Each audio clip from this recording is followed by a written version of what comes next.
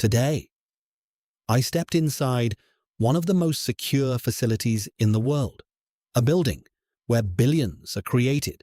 No investors, no stock trades, no negotiations, just ink, cotton, steel machines.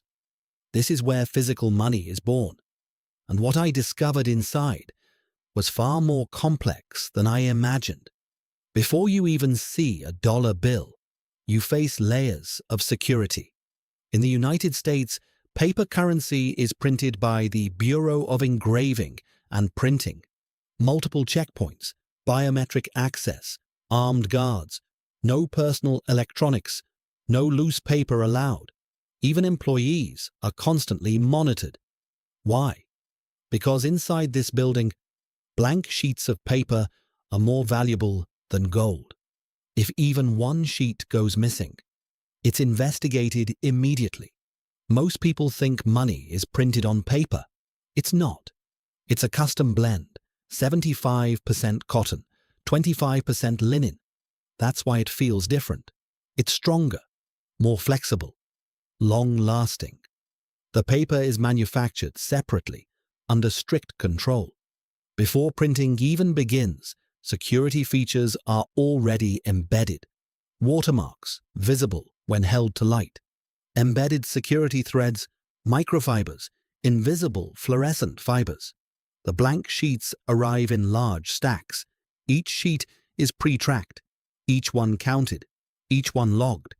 Nothing is casual here. The first major printing stage is called offset printing.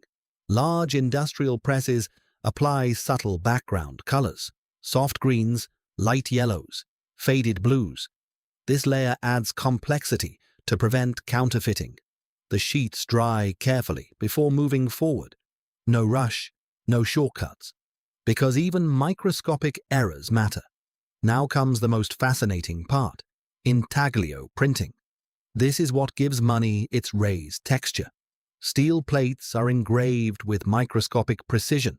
Portraits, numbers, symbols, fine lines thinner than a human hair. The ink is thick and pressed into the paper with enormous pressure. This creates that raised feel you can sense with your fingers. It's nearly impossible to replicate with home equipment. And that's the point. After detailed printing, each bill receives its serial number. Two identical bills do not exist. Every note has a unique identity. This allows tracking, quality control, authentication. It's like giving every bill its own fingerprint. Now comes inspection. Machines scan every sheet. Cameras detect ink density problems, alignment errors, smudges, microscopic imperfections. If a bill is flawed, it's destroyed immediately, shredded, compressed, recycled. Nothing imperfect leaves the building. Billions are printed, millions are destroyed. Quality is absolute. After approval, large sheets are cut into individual bills. They are stacked into straps of 100, bricks of 1,000, large bundles worth millions. Each bundle sealed, logged, prepared for shipment, then transported to the Federal Reserve System, and from there into banks, ATMs, your wallet. Standing in that factory, I realized something shocking. Most money today is not printed at all. Physical cash represents only a small fraction of total money supply. The rest, digital numbers, bank balances, loans, credit.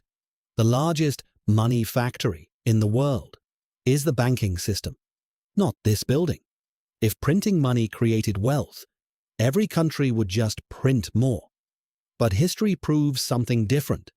When money supply grows faster than real production, inflation rises, prices increase, savings lose purchasing power. The factory prints currency, but the economy must produce value. Without value, money is just decorated cotton. I walked into that building thinking I would discover how wealth is made. Instead, I learned how currency is made. Wealth is created by factories that produce goods businesses that solve problems, people who innovate, workers who build. The printing press only represents that value. Money is not wealth. It is a symbol of trust. And that changed the way I see every bill in my wallet. The machines print money, but people print value. And value is what gives money meaning.